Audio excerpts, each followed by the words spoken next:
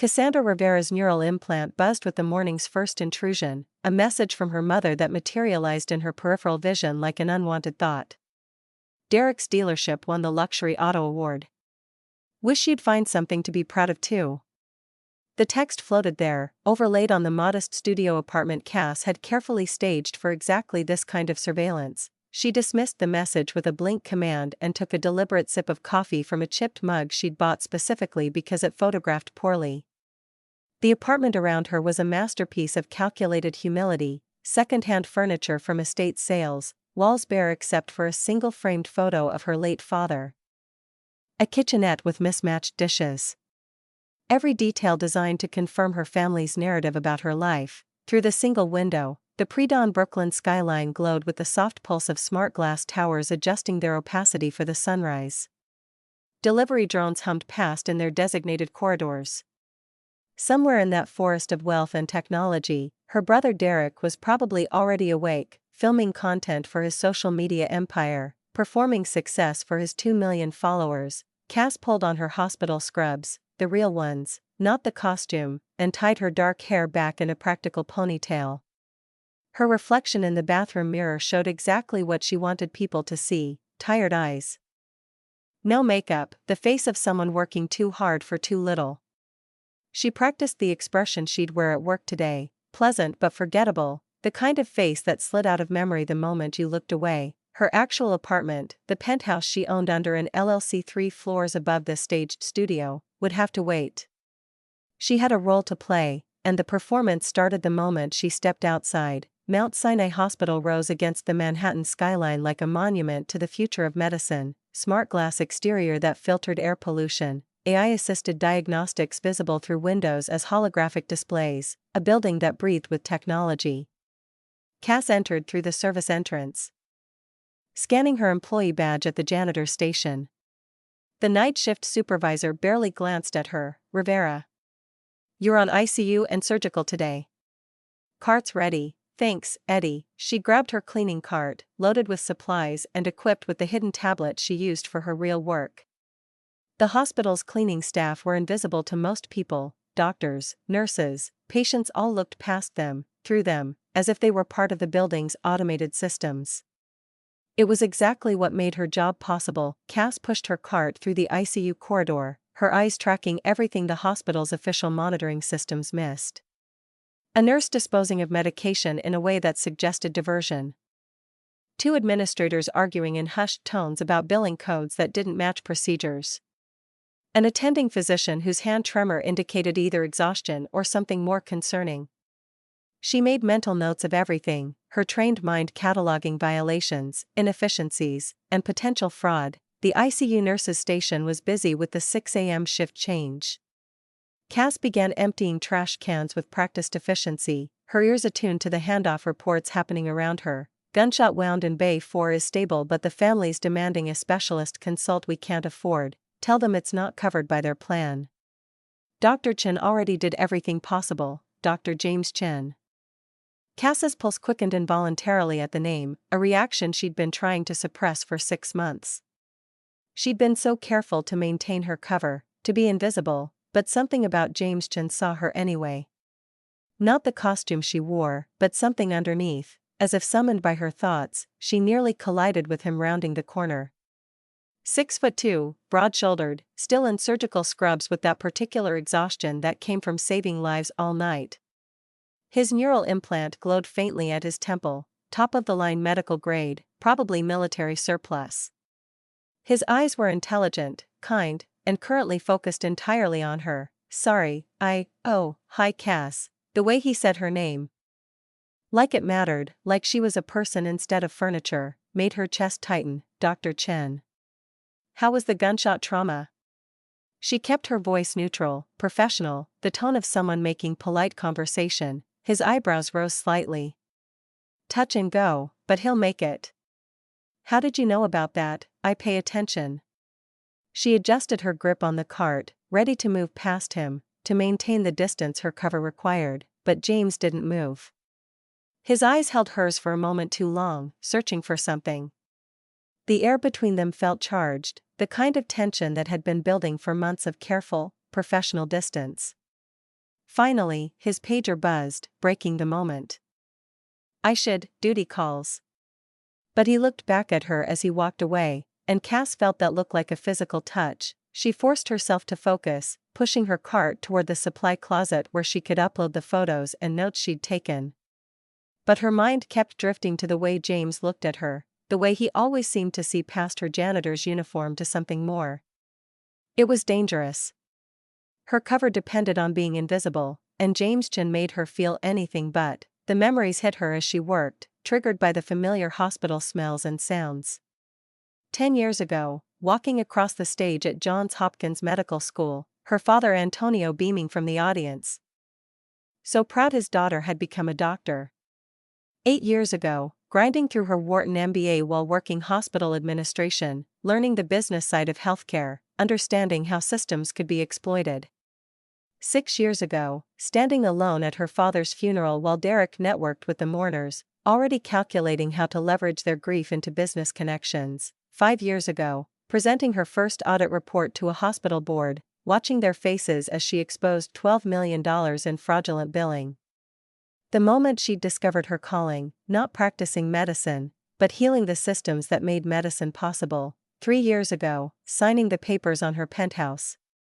Paid for in cash from her consulting fees, while maintaining the studio apartment as her official address. The day she'd decided to test her family, to see if they could love her without money or status or the trappings of success. They'd failed that test spectacularly. Her phone buzzed again, her mother calling this time, not just texting. Cass considered ignoring it, then decided to answer. Gloria Rivera never gave up easily, and avoiding her only delayed the inevitable. Cassandra, finally. I've been trying to reach you for days. I've been working, Mom. Cass kept her voice level, giving nothing away. Yes, well. Derek and I need to talk to you. It's about the family trust. Cass's hand tightened on her phone. The trust. Her father's legacy, meant to fund medical scholarships and community health programs. The money Derek had been systematically stealing for the past 2 years. What about it? Just come to Sunday dinner. Your brother has a proposal. Gloria's tone suggested this wasn't really a request. I work Sundays, you work every day, apparently. Surely the hospital can spare their janitor for one meal. The way Gloria said janitor carried a lifetime of disappointment, judgment, and barely concealed contempt. Cass closed her eyes, breathing through the familiar sting. I'll see what I can do. Good. And Cassandra? Try to dress appropriately. Derek is bringing potential investors. The call ended before Cass could respond. She stood in the supply closet, surrounded by cleaning supplies and medical equipment, and let herself feel the anger for just a moment. Then she buried it, the way she'd learned to bury everything that might compromise her mission. Her real apartment, 3 floors above the studio, held the evidence that would destroy Derek. 6 months of investigation, 6 months of working undercover in his dealerships while wearing the same invisible janitor costume she wore here. Bank records, emails, testimony from employees he'd screwed over. Everything needed to prove he was using the family trust to cover his debts. To maintain the illusion of success while his empire collapsed, but she hadn't decided yet what to do with that information. Derek was her brother, for all his faults. Their father's son. Antonio had believed in redemption, in giving people chances to be better. Cass wanted to believe that too, even when the evidence suggested otherwise. Her shift ended at 3 p.m. Cass changed in the staff locker room, back into the jeans and simple sweater that completed her working-class costume. Several nurses chatted nearby, not bothering to lower their voices around the janitor. Did you see Dr. Chen's save last night? That trauma should have died. He's incredible. And single. Do you think he dates nurses? Girl, aim higher. He's way out of our league. Cass kept her expression neutral, folding her scrubs carefully. James Chen was not out of anyone's league. He was kind, brilliant, dedicated to his work in a way that reminded her of why she'd gone into medicine in the first place. But he was also a complication she couldn't afford. Not while she was living a lie. Not while her family thought she was a failure pushing a cleaning cart. She left the hospital through the service entrance and caught the subway home, the regular subway, not a private car or even a rideshare. The performance of poverty required consistency. On the train, surrounded by the press of bodies and the smell of recycled air, Cass checked her secure messages.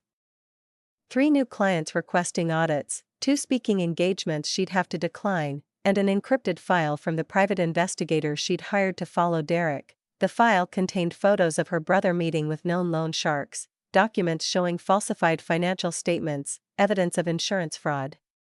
Derek wasn't just in debt. He was in deep, dangerous waters, and when he drowned, he'd try to take the whole family down with him. Cass exited at her stop and walked the 3 blocks to her building, the building she owned, though no one in her family knew that. The doorman, Miguel, greeted her warmly. "Miss Rivera. Package came for you. I put it in your usual spot." "Thanks, Miguel." She handed him a tip, generous but not suspiciously so. She took the elevator to the 3rd floor, to her official studio apartment, and let herself in. The space looked exactly as she'd left it, shabby, humble, the home of someone barely scraping by. She poured herself water in a plastic cup, checked that the surveillance cameras she'd installed were functioning properly. Her mother had proven herself capable of surprising visits, and Cass needed to be ready. Then she walked to what appeared to be a coat closet, pressed her palm against a hidden biometric scanner, and stepped through into her real home. The penthouse was everything the studio wasn't: spacious, elegant, filled with natural light from floor-to-ceiling windows that overlooked Manhattan. Original art on the walls, not prints but actual paintings from galleries she'd quietly patronized. Furniture that was comfortable and expensive without being ostentatious. The home office alone was larger than her entire studio apartment, filled with monitors displaying real-time data from the hospitals she consulted for, financial reports, and the ongoing investigation into her brother's crimes. Cass shed the janitor persona like a snake shedding skin. She changed into designer loungewear that cost more than most people's monthly rent, let her hair down, poured herself 3 fingers of Japanese whiskey that cost $500 a bottle. This was who she really was, Dr. Cassandra Rivera, MD, MBA, one of the most successful healthcare systems consultants in the country. A woman who'd built a multi-million-dollar empire while her family thought she was cleaning floors. She settled into her home office chair and pulled up the files on Derek. Rivera Luxury Motors looked successful from the outside: 6 dealerships, luxury vehicles, social media presence that suggested massive success. But the numbers told a different story. $3.7 million in debt. Negative cash flow for 18 months. Assets mortgaged to the hilt. And at the center of it all, systematic theft from the family trust that their father had established. Antonio Rivera had been a good man, an honest businessman who'd built his import company through hard work and integrity. He'd set up the trust to ensure his children would be taken care of, but more importantly, to fund the community programs he'd dreamed of: medical scholarships for underserved students, health clinics in poor neighborhoods, support for families dealing with medical bankruptcy. Derek was gambling with that legacy. Stealing from their father's dream to fund his own ego. Cass's phone buzzed, her secure line, the one only a handful of people had access to. A text from James Chen: "Nightcap? I'm at the hospital." She stared at the message, her finger hovering over the delete button. Every instinct told her to decline, to maintain distance, to keep her cover intact. But she'd been alone in this deception for 3 years, and James Chen's company felt like oxygen to someone drowning. She typed back, "Give me 30 minutes. Then she changed back into her janitor persona, the jeans, the sweater, the exhausted face of someone working too hard. It was past 11 p.m. when she arrived back at Mount Sinai, flashing her badge at the night security guard. James was in the doctor's lounge, still in scrubs despite the late hour. He'd showered, she could smell the clean scent of hospital soap, but exhaustion lined his face. Still, he lit up when he saw her, that genuine smile that made something in her chest tighten. "You came, slow night. Figured I'd check the supply closets on 7. The lie came easily now, after years of practice. "At 11 p.m., I'm thorough," James laughed, gesturing to the chair beside him. They sat together in the quiet lounge, the only sounds the distant beep of monitors and the hum of the hospital's environmental systems. He poured 2 cups of coffee from the pot that had been sitting too long, and they shared the terrible brew like it was fine wine. "Can I ask you something?"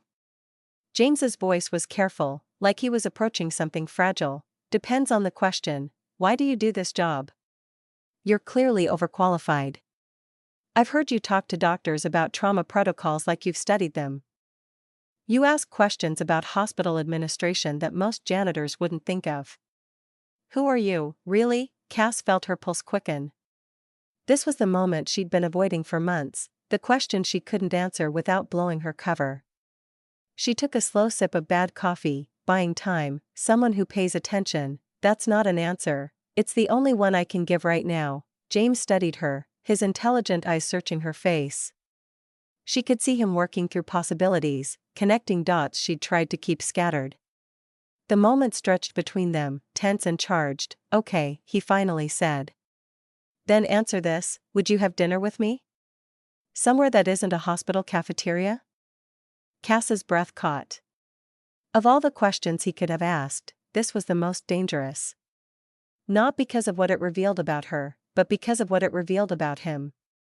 "About them, are you asking me out?" "I'm asking if you'd let me." "Why?" James set down his coffee cup and turned to face her fully. "Because I've spent 6 months trying to figure you out, and I'm fascinated. Because you're the most interesting person in this hospital. Because when I see you, my day gets better." Pick a reason. Cass stood, needing space, needing air. But James stood too, and suddenly they were close enough that she could see the flecks of gold in his brown eyes, could feel the warmth radiating from his body. Could smell the combination of hospital soap and the underlying scent that was uniquely him. "I'm not who you think I am," she said quietly. "Good. I don't want someone predictable. I'm serious. I have complications. Things I can't explain right now. Everyone has complications." James's voice was gentle but firm. "I have student loans that would make you cry. A mother who calls every Sunday to ask when I'm getting married. A patient load that would break most people. We all have complications. The question is, do you want to have dinner with me anyway?" Cass felt something cracking inside her, the careful walls she'd built to protect her cover, to keep her 2 lives separate. She wanted this. Wanted him. Wanted one honest thing in a life built on deception. "Yes," she heard herself say. "But not yet. Give me 2 weeks. There's something I need to handle first." "Family stuff?" She looked up sharply. "How did you had that look earlier. The one people get when family drains them. I recognize it because I've lived it." His hand came up, gentle, tucking a strand of hair behind her ear. The touch was electric, sending shivers down her spine. 2 weeks, she managed. "Then I'll explain everything. Can I do something in the meantime?" "What?" His fingers lingered on her cheek, warm and solid and real. "This." His thumb traced her cheekbone. And Cass felt her breath stop entirely.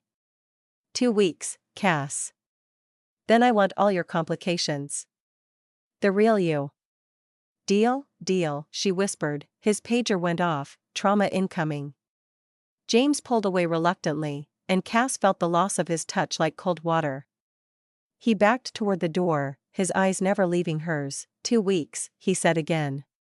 "Don't make me wait longer." Then he was gone, running toward the ER, and Cass was alone in the doctor's lounge with terrible coffee and a racing heart. She'd just promised to reveal herself to James Chen in 2 weeks. Which meant she had 2 weeks to handle her family, to deal with Derek's fraud, to decide what kind of person she wanted to be when she finally stopped hiding. She pulled out her phone and opened the message from her mother. Sunday dinner. Derek's proposal about the trust. Her family's latest attempt to use her, dismiss her, make her feel small. Cass smiled grimly. They had no idea what was coming. No idea that the daughter they'd written off as a failure had been investigating them for months. No idea that she held all the cards, all the evidence, all the power to destroy or redeem them. 2 weeks. She could give herself 2 weeks to decide how this story ended.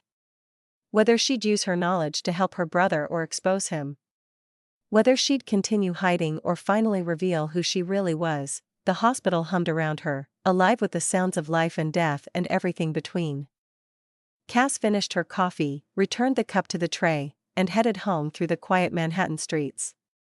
Above her, the city glowed with holographic advertisements and the endless pulse of technology. But down here, on the ground, she was just another tired worker heading home after a long shift. The performance would continue. For 2 more weeks, she'd be Cassandra the janitor, the disappointing daughter, the sister who'd failed to live up to the family name. And then everything would change. She'd make sure of it. 1 week after the hospital encounter with James, Cassandra Rivera stood in her penthouse doing yoga, her body moving through sun salutations as the Manhattan skyline glowed through floor-to-ceiling smart glass windows. The glass had automatically adjusted its opacity to filter the harsh afternoon sun, casting the room in soft, diffused light that felt almost meditative. She wore $1,000 athleisure wear that looked deliberately unremarkable, her hair pulled back in a messy bun. Her mind finally quiet after days of family drama and investigative work, her security system chimed, a soft, almost apologetic sound that preceded the AI's announcement. 2 visitors at the penthouse entrance. Gloria Rivera and Derek Rivera. Shall I deny access? Cass froze mid-pose, her body suddenly rigid with tension. She pulled up the security feed on the holographic display that materialized in front of her, watching her mother and brother standing at her door. Gloria looked furious, her designer outfit perfectly coordinated, her neural implant glowing as she presumably messaged someone. Derek stood beside her, arms crossed, jaw tight, radiating the kind of aggressive energy that came from cornered desperation. They'd found her. Somehow, despite all her precautions, they'd tracked her to the penthouse she owned under layers of LLC protection and privacy shields. Cass's mind raced through options. She could refuse to answer, could have the building's AI deny them entry, could maintain the fiction of her modest studio apartment 3 floors down. But curiosity won. She wanted to see what they'd do, what they'd say, how they'd justify this invasion. Let them up, she told the AI, already moving toward her bedroom. She grabbed a hoodie, pulled it over her expensive workout gear, deliberately messed her hair more, tried to look like someone who'd been caught off guard rather than someone who'd anticipated this moment for months. The doorbell rang before she was ready. Cass took a breath, centered herself, and opened the door. So this is where you've been hiding. Gloria pushed past her without invitation, her heels clicking on the marble floor with sharp, accusatory punctuation. Her eyes scanned the space with the kind of rapid assessment that came from decades of evaluating real estate and social status. Derek followed, his expression shifting from anger to confusion as he took in the penthouse. Nice place, sis. How exactly does a janitor afford the Zenith Tower? Penthouse level, Madison trailed behind them, her surgically perfect face struggling to process what she was seeing. Oh my God, Derek, this view is better than ours. Cass closed the door slowly, giving herself time to think. She'd played this scene out in her mind dozens of times, but the reality felt different, more invasive, more violating than she'd expected. What are you doing here? How did you even find this address? Derek turned to face her, and she saw the desperation beneath his bravado. His skin looked gray despite his expensive grooming routine, and there were dark circles under his eyes that even his neural implants' cosmetic filters couldn't hide. Private investigator. Cost me $3,000, but when your sister starts acting shady, you investigate. Especially when Uncle Roberto's dragging his feet on my business plan. I haven't spoken to Uncle Roberto about your proposal. Bullshit. Derek moved closer, invading her space in a way that would have intimidated the person her family thought she was. You're blocking me out of spite. You've always been jealous that I took over the family business, that Mom's proud of me, that I'm actually building something. Gloria settled onto Cass's designer sofa like she owned it, her fingers trailing over the fabric in a gesture that was both appreciative and judgmental. Cassandra, we need to talk. Derek submitted his proposal 2 weeks ago. Roberto says he needs more information. We think you've been poisoning him against us. I haven't talked to Uncle Roberto about anything. Madison was photographing the apartment with her neural implant. Probably already composing the social media post that would frame this confrontation in whatever light served her narrative best. Seriously, how do you afford this? Are you doing something illegal? Drug dealing? Money laundering? I work. Just like you, Derek laughed, the sound harsh and disbelieving. Janitors don't live in penthouses worth $5 million. So either you're lying about your job or, his eyes narrowed, and Cass saw him arrive at the conclusion he wanted to believe. You've been using the trust fund. That's it, isn't it? You've been secretly withdrawing money while lecturing me about Dad's intentions, Cassandra. Gloria stood, her voice sharp with maternal authority and accusation. Is that true? Have you been stealing from the family trust? No. I haven't touched the trust, then where did this come from? Derek gestured at the apartment, at the art on the walls, at the furniture that probably cost more than his car. Be honest for once in your life. The doorbell rang, and Cass's heart plummeted. James. She'd completely forgotten that they'd planned to spend the afternoon together, that he was bringing ingredients to cook the Thai dish she'd mentioned loving during one of their late-night hospital conversations. You need to leave. Now, we're not going anywhere until you explain. The door opened. Cass had left it unlocked in the chaos of their arrival. A security lapse that now felt catastrophic. James Chen stepped through carrying reusable shopping bags and a bottle of wine that Cass recognized as a $300 Bordeaux. He was in weekend casual, perfectly fitted jeans and a Henley that showed off the build he maintained despite his punishing hospital schedule. He looked like he'd stepped out of a lifestyle magazine spread on successful young professionals. Cass, I grabbed ingredients for that Thai dish you love, and I brought the Bordeaux you. He stopped, his intelligent eyes immediately reading the room's tension. Oh. You have company. Cass felt everything colliding, her carefully maintained personas, her family's expectations. The relationship she'd been building with James, the investigation she'd been conducting in secret. She forced a smile that felt like broken glass. James, this is my mother Gloria, my brother Derek, and his wife Madison. Everyone, this is Dr. James Chen. James set down the bags with practiced calm, his medical training evident in the way he assessed and adapted to the situation. Dr. Chen. It's a pleasure to meet you all. Cass has told me so much about you. The lie was smooth, kind. Cass had barely mentioned her family to him, and when she had, it was in vague terms that suggested dysfunction without providing details. Derek moved forward with aggressive friendliness, his hand extended. Doctor? What kind? Trauma surgery. Mount Sinai. Gloria's entire demeanor shifted, her social programming activating like someone had flipped a switch. Mount Sinai. How wonderful. You work with Cassandra? James glanced at Cass, and she saw him processing, calculating, choosing his next move with the same precision he brought to surgery. Yes. Cass is one of our most valuable team members. Irreplaceable, actually. Madison's voice dripped with false sweetness. You didn't mention you were dating someone. A surgeon. That's so impressive. Derek wasn't buying it. His eyes moved between Cass and James, looking for the angle, the lie, the explanation that fit his worldview. How does a janitor date a surgeon?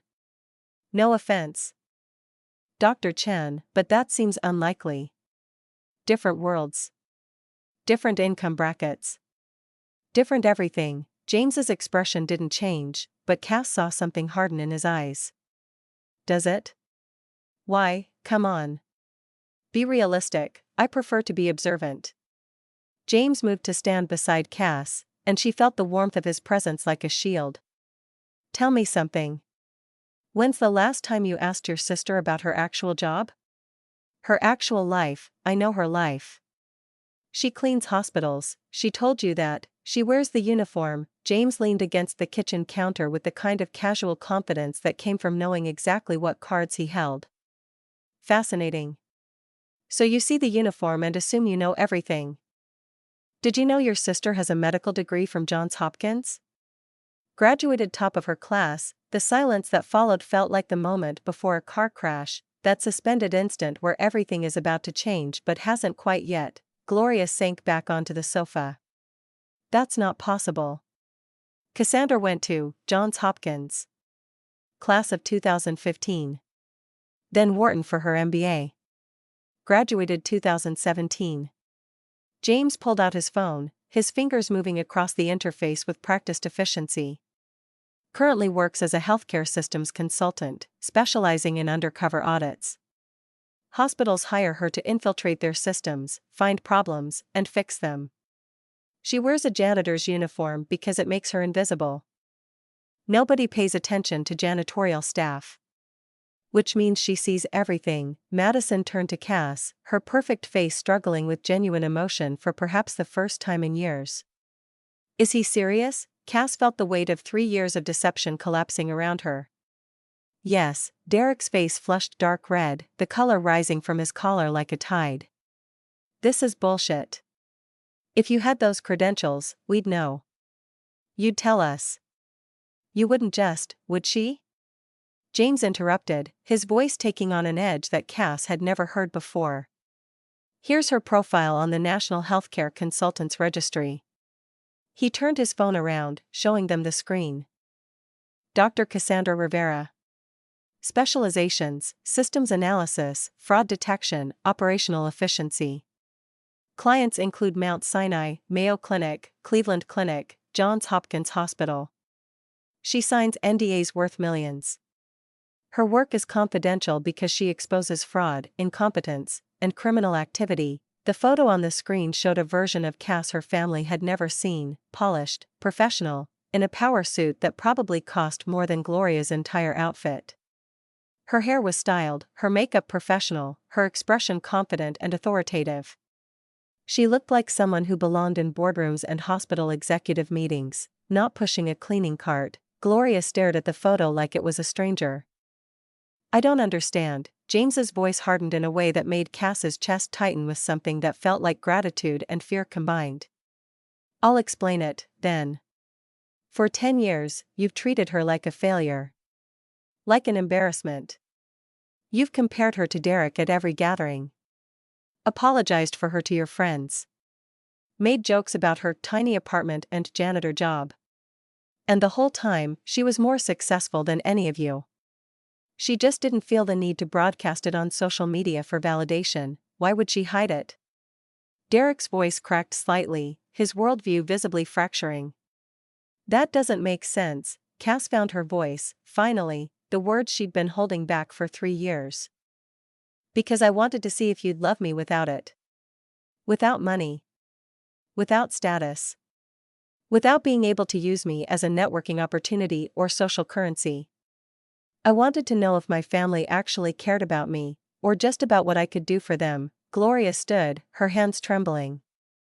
That's cruel. James moved closer to Cass, not touching her but creating a united front that felt protective and deliberate.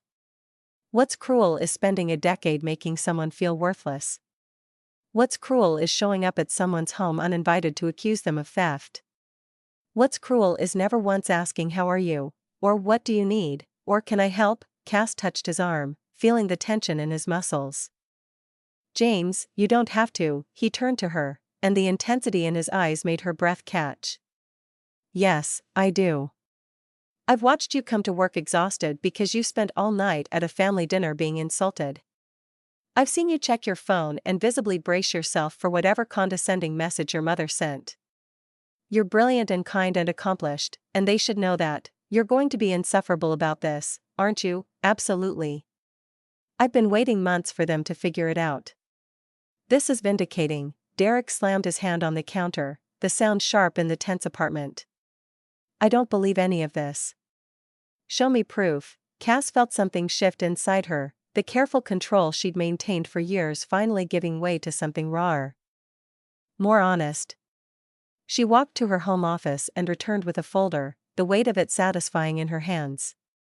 She threw it on the coffee table, the paper spilling out in a cascade of evidence. There's your proof. Tax returns for the last 5 years. Average annual income, $520,000. Investment portfolio, $4.2 million. Real estate holdings, this penthouse, 2 brownstones in Brooklyn, and a 40% stake in this building. She pulled out more documents.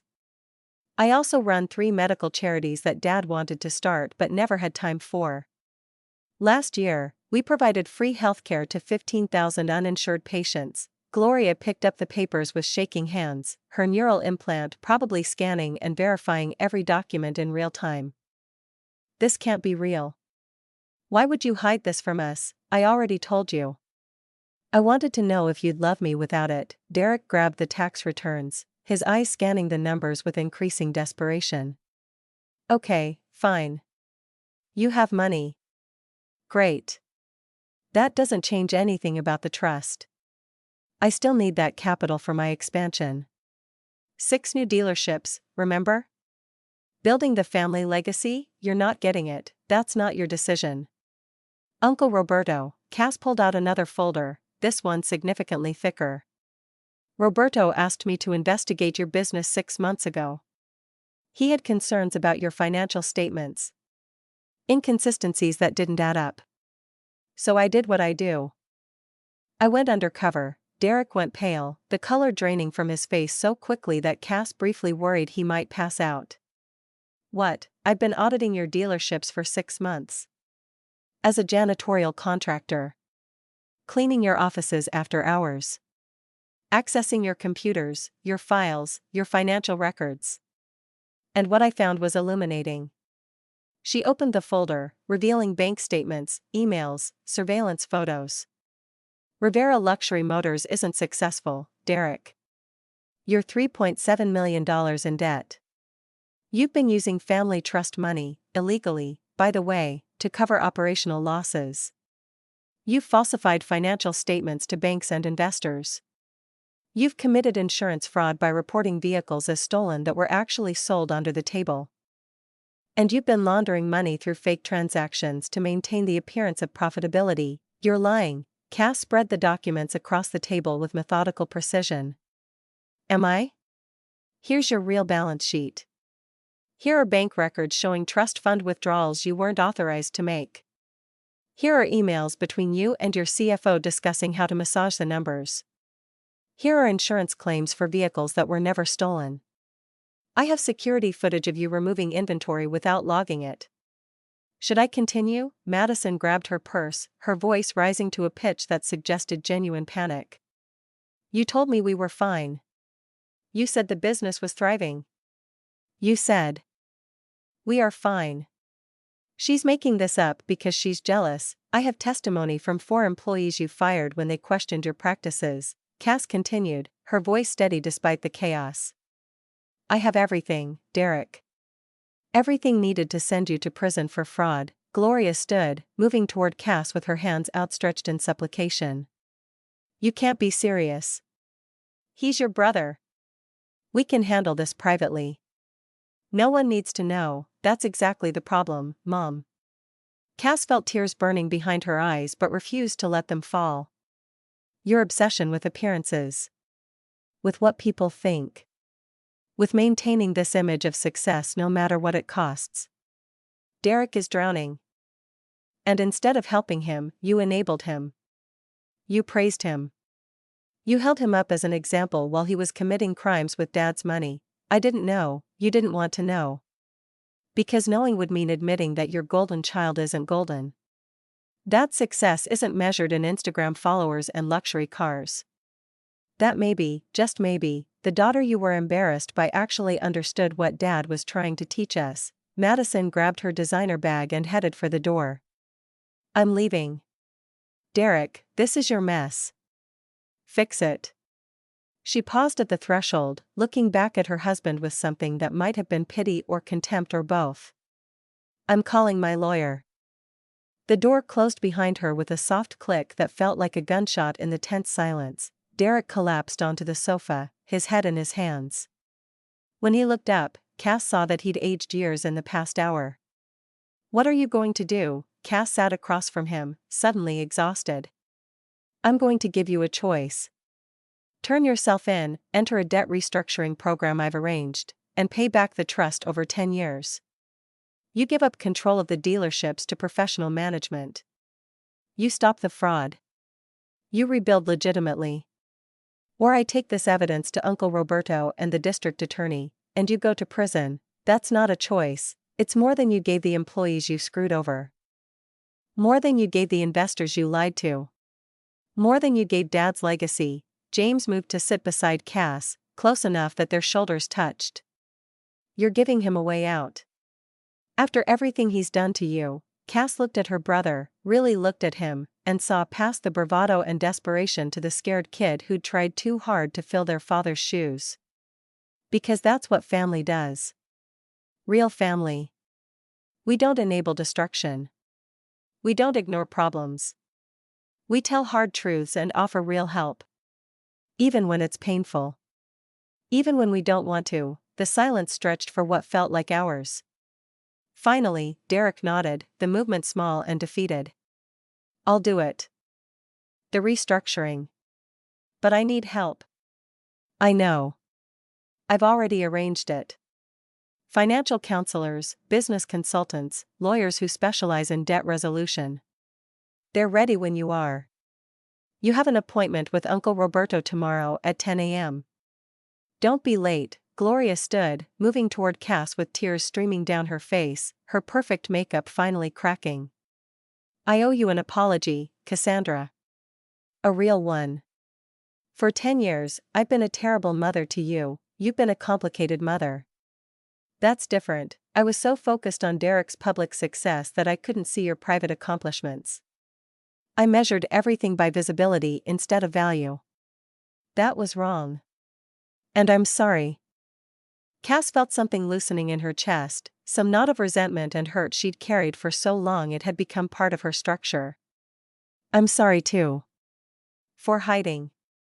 For testing you. For not trusting that you might surprise me. Can we start over?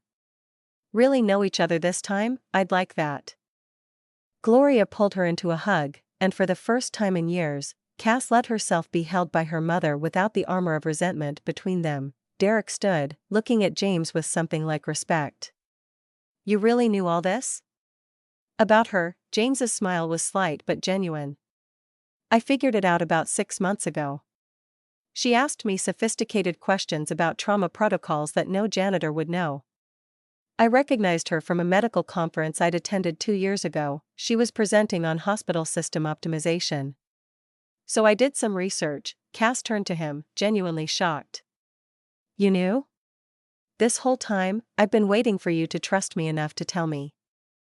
But watching you work, seeing you handle this family drama with such grace, it just made me fall harder. The admission hung in the air between them, weighted with months of careful distance and growing connection. You're telling me you've known for 6 months and didn't say anything, you had your reasons for the secret. I respected that. Plus, I liked that you treated me like a colleague, not like someone you were trying to impress with credentials. It was refreshing. Cass moved closer to him, close enough to see the flecks of gold in his brown eyes, to smell the clean scent of his cologne mixed with something that was uniquely him. You're insufferable, you love it. I really do. He cupped her face, his hands warm and steady, and kissed her with the kind of certainty that came from months of wanting and waiting. The kiss was deep, passionate, the culmination of all those late-night conversations and stolen glances and careful touches.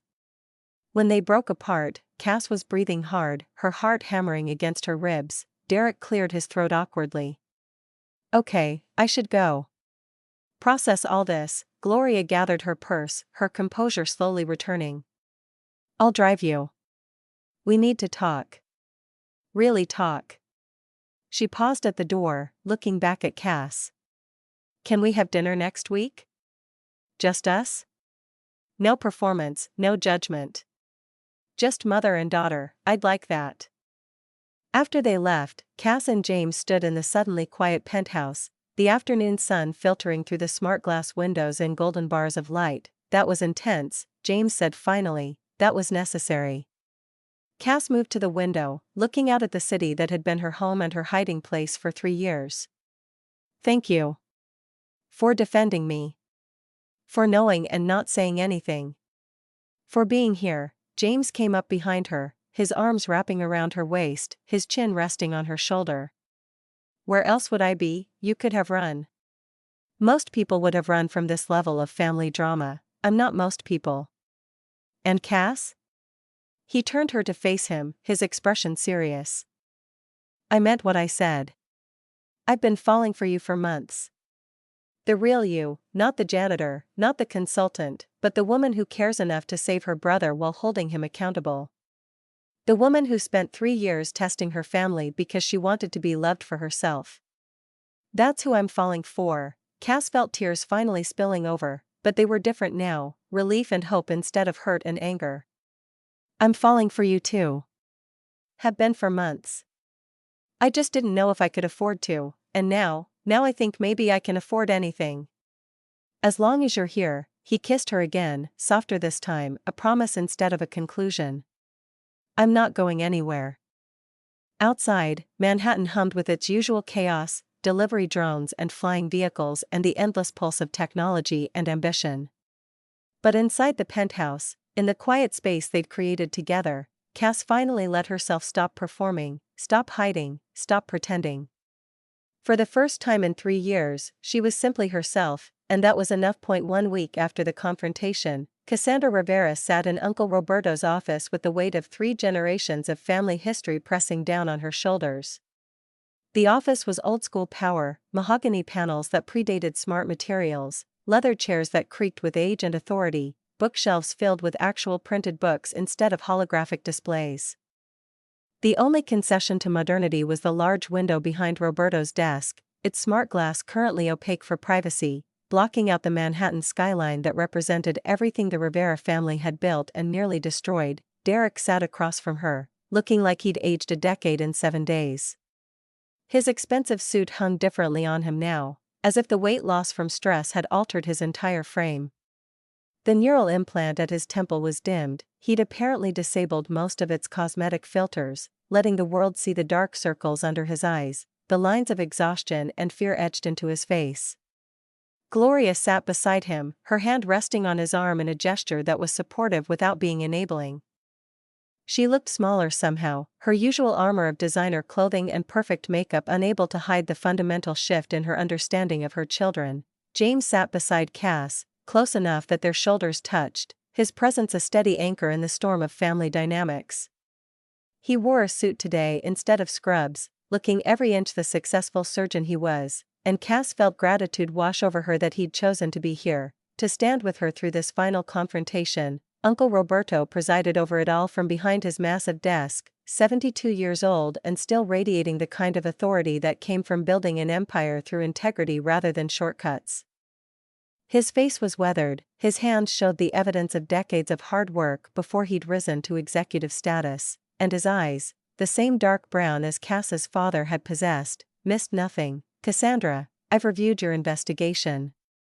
Roberto's voice was measured, controlled, the tone of someone who'd spent a lifetime making difficult decisions. It's thorough and damning. You've documented every violation, every fraudulent transaction, every lie. If this were anyone else's business, I'd have already contacted the authorities. Derek's jaw clenched, but he didn't speak. Uncle Roberto, he started. Roberto raised a hand, the gesture silencing Derek with the kind of authority that generations of family respect had built. I'm not finished. You violated the terms of the trust. You committed fraud against investors, banks, and most importantly, against your father's legacy. You stole from programs meant to help people who have nothing, to fund a lifestyle you couldn't afford. By all rights, I should report you to the authorities and cut you off entirely. Derek's head bowed, his shoulders curving inward in a posture of defeat that Cass had never seen from her brother. I understand, but your sister has proposed an alternative.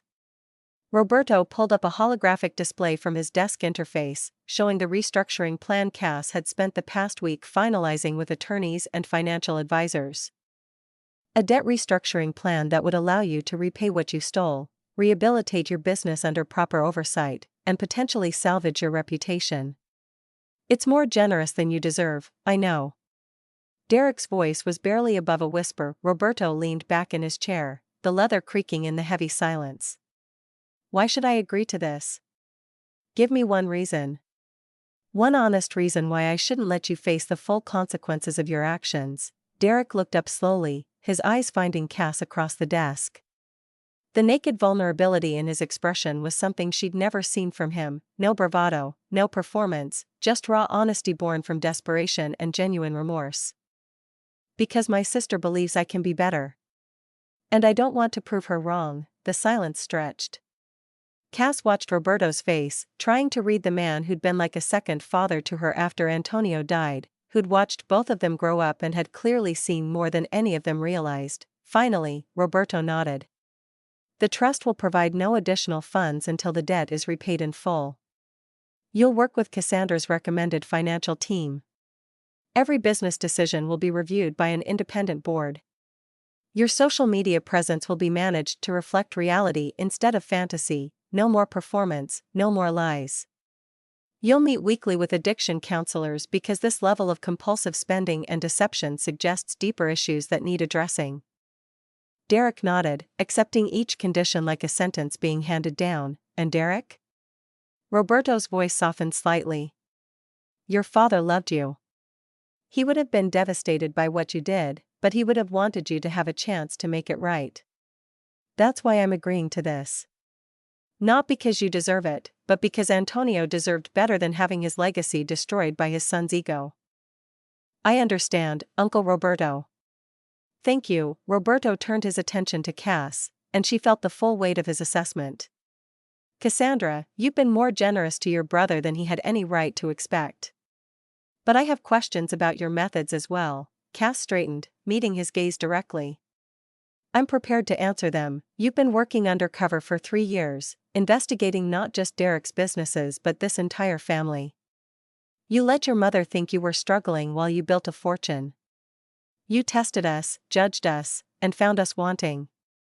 That's not transparency. That's manipulation." The accusation stung because it was true. Cass had spent 3 years lying.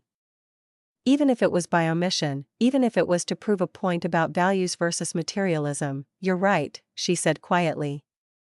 "I manipulated the situation to test whether my family would love me without money or status. That was wrong. But Uncle Roberto, I needed to know.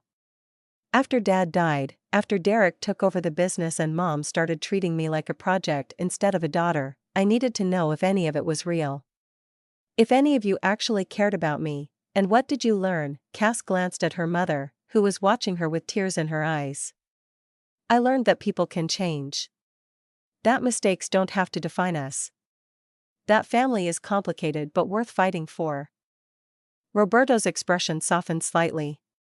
"Your father would have been proud of what you've built, Cassandra. Not just the wealth, but the way you've used it. Those medical charities, the free clinics, the scholarships, that's the legacy he wanted. But he would have been sad that you felt you needed to hide to be loved. I know, the trust has provisions for supporting charitable work. I'd like to discuss funding some of your programs officially, with full family support and transparency. No more secrets. No more testing. Just honest partnership." Cass felt something unclenching in her chest, a tension she'd carried so long she'd forgotten it was there.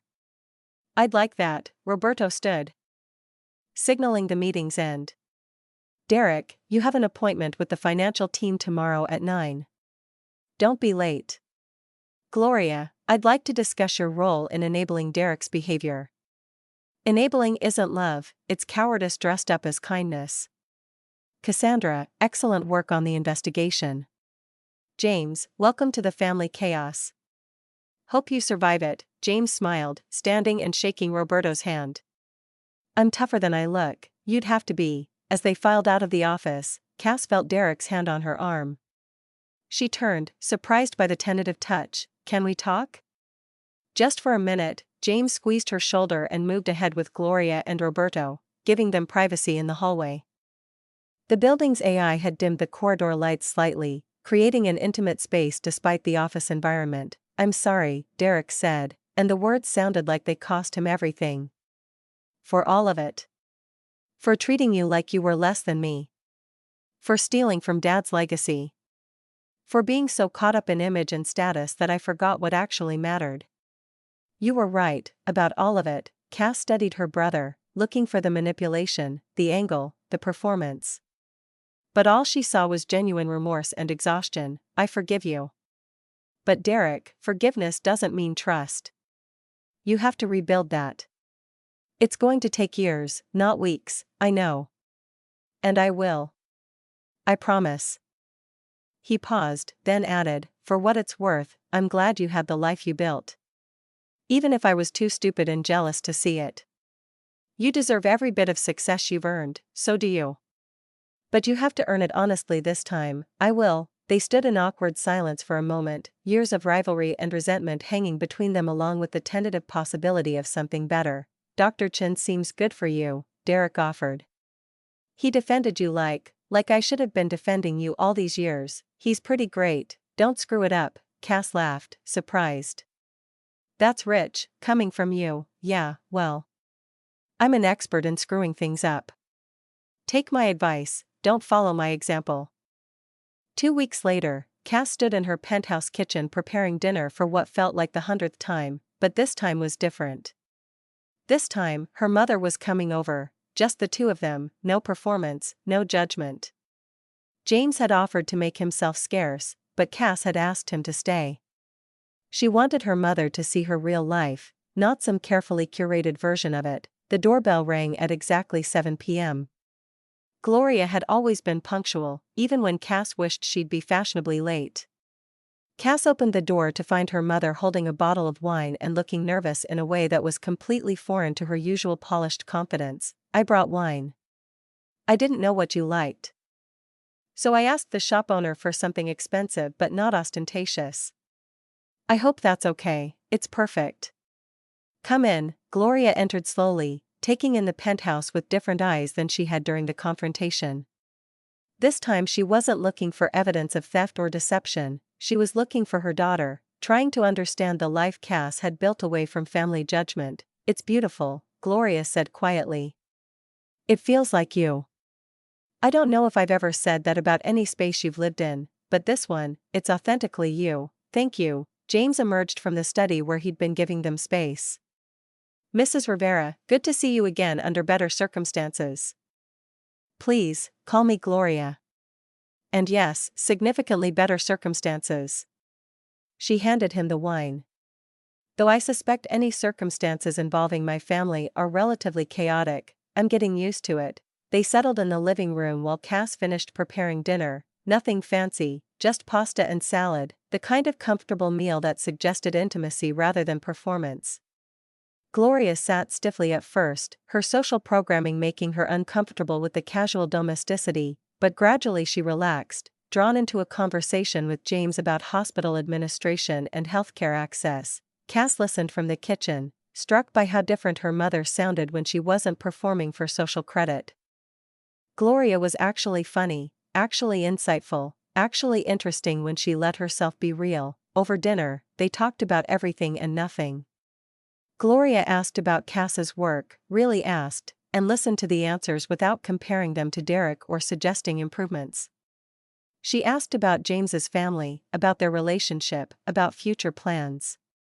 She shared stories about Cass's father that Cass had never heard, not the sanitized versions she trotted out at charity events, but real memories full of love and imperfection. He would have loved this, Gloria said, gesturing at the apartment, at them. Not the wealth, he never cared about that. But seeing you build something meaningful. Seeing you choose someone who values you for who you are rather than what you can do for them. That would have made him so happy. I wish he could have met James. Me too. Gloria paused, gathering courage. Cassandra, I need to say something, and I need you to hear it. Not as a performative apology, but as the truth. Cass set down her fork, giving her mother full attention. I failed you after your father died. I was so lost, so scared of being alone, that I clung to Derek because he reminded me of Antonio. I projected all my hopes onto him and treated you like an obligation instead of a gift. I measured your worth by external standards because I'd lost the ability to see internal value. And I'm sorry. Truly, deeply sorry. Cass felt tears burning behind her eyes. Thank you for saying that. I know sorry doesn't fix 3 years of feeling unwanted. But I want to try. I want to know you, the real you, not the version I constructed to make myself feel better. Can we start over? We're already starting. James quietly cleared the plates, giving them privacy while staying close enough to be supportive. Cass watched him move around her kitchen with easy familiarity, and felt overwhelming gratitude for his presence in her life. "He's a keeper," Gloria said, following her gaze. "Don't let him go." "I don't plan to." "Good. Because men who see you clearly and love you anyway are rare. Trust me, I had one, and I've spent 6 years wishing I could have one more day with him." 3 months after the initial confrontation, Cass sat in a conference room at Mount Sinai reviewing the implementation plan for the new safety protocols her investigation had revealed were necessary. James sat beside her. Officially now, the hospital board had approved bringing her on as a permanent consultant, which meant she could finally work openly instead of undercover. No more janitor uniforms, no more hiding. The hospital administrator, Dr. Patricia Walsh, leaned back in her chair with satisfaction. "Dr. Rivera, your recommendations have already improved our patient outcomes by 15%. The board is thrilled. We'd like to discuss expanding your role." "I'm listening." "We want you to establish a permanent systems oversight department. You'd build a team, train auditors, create a pipeline of talent to do what you do. Think of it as franchising your expertise." Cass glanced at James, who was trying not to smile too obviously. They'd talked about this possibility, about whether she was ready to step fully into the light after years of working in shadows. "I'm interested. Let me see the proposal." After the meeting, James walked her to her new office, a real office with her name on the door and windows overlooking the East River. It still felt surreal, having a professional identity that matched her actual expertise. "You're smiling," James observed. "I'm allowed to smile." "You are. It looks good on you." He closed the office door, giving them privacy. "So, Dr. Rivera, now that you're officially above board, there's something I wanted to ask you." "What's that?" James pulled a small box from his pocket, and Cass's heart stopped entirely. "I've been carrying this for 2 weeks, waiting for the right moment. Then I realized there's never going to be a perfect moment with your family drama. So I might as well just ask." "James, let me finish. You've spent 3 years testing everyone around you to see if they'd love you without pretense. I've spent 6 months loving you exactly as you are, the undercover investigator, the secret millionaire, the woman who saves her brother while holding him accountable, the person who wears designer loungewear while eating takeout on the floor. All of it. I love all of it." He opened the box, revealing a ring that was elegant without being ostentatious, modern without being trendy. "Marry me. Not because it's logical or convenient, but because I can't imagine my life without you in it. Because you make me better. Because when I see you, everything else makes sense." Cass felt tears streaming down her face, not from sadness but from the overwhelming relief of being truly seen and truly loved. "Yes. Absolutely yes." James slipped the ring on her finger and kissed her with the kind of certainty that came from months of waiting and wanting. When they broke apart, Cass was laughing through her tears. "My family is going to be insufferable about this. I'm counting on it. I want the full chaos." "You're insane." "About you, definitely." 6 months later, Cass stood in the private garden of Roberto's estate, wearing a simple but elegant wedding dress that her mother had helped her choose. It was small ceremony, immediate family only.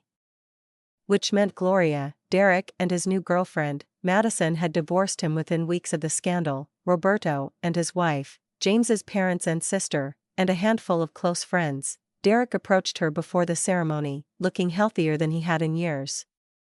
The debt restructuring was working. He'd been clean from his spending addiction for months, and he'd actually rebuilt 2 of the dealerships into profitable enterprises through honest work and proper management. "You look beautiful," he said.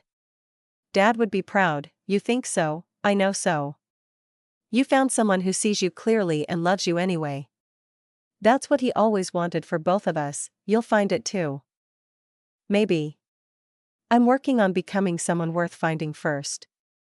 He paused. "Thank you. For giving me a chance to be better instead of just destroying me. I didn't deserve it, but I'm grateful for it. You're my brother. That's what family does." The ceremony was simple, honest, free of performance or pretense. When James said his vows, he spoke about seeing beneath surfaces, about loving all the complicated pieces of someone, about building a life based on truth instead of image. When Cass said hers, she spoke about finding home in a person instead of a place, about the courage required to be fully known, about choosing love over fear. Gloria cried through the entire ceremony. Roberto smiled with satisfaction. Derek filmed it on his phone, not for social media but for personal memory. Afterward, at the reception, Cass found herself standing with James on the terrace overlooking the garden, the party continuing behind them in a comfortable hum of conversation and laughter. No regrets? James asked. About which part? Any of it. The 3 years undercover. The confrontation. Giving Derek a second chance. Marrying me. Cass looked back through the windows at her family, imperfect, complicated, but genuinely trying to be better. Her mother laughing with James's mother. Derek talking seriously with Roberto about business ethics. The evidence of transformation and redemption happening in real time. No regrets. Well, maybe one. What's that? I wish my father could have been here. Could have met you. Could have seen that his children finally figured out what he was trying to teach us. James pulled her close, his arms warm around her waist. From everything you've told me about him, I think he knows. And I think he's proud of you. Not for the money or the success, but for having the courage to demand that your family see your real value. For using your gifts to help people. For choosing love over resentment. That's the legacy that matters. When did you become so wise? I married you. That's proof of my excellent judgment. Cass laughed, turning in his arms to kiss him as the Manhattan skyline glowed behind them. The city that had been her hiding place and her hunting ground now just the backdrop for a life built on honesty instead of performance. Inside, Gloria caught her eye through the window and raised her glass in a toast. Cass raised hers in return, and in that moment, she understood something fundamental. Success wasn't about hiding your accomplishments or broadcasting them. It wasn't about proving your worth to people who couldn't see it. It was about building a life that reflected your values, about surrounding yourself with people who saw you clearly and loved you anyway, about having the courage to be fully yourself even when it was risky. She'd spent 3 years testing her family to see if they'd love her without status. What she'd learned was that real love didn't require tests, it required honesty, vulnerability, and the willingness to let people see you clearly, flaws and all. Come on, James said, taking her hand. Your mother wants to make a toast, and I'm pretty sure Derek has prepared an embarrassing speech full of sibling rivalry stories. Oh God, too late to back out now. You're stuck with all of us, promise, promise. They walked back into the reception together, into the noise and chaos and imperfect beauty of family, and Cass felt something she hadn't felt in 3 years, completely, authentically at home. The end.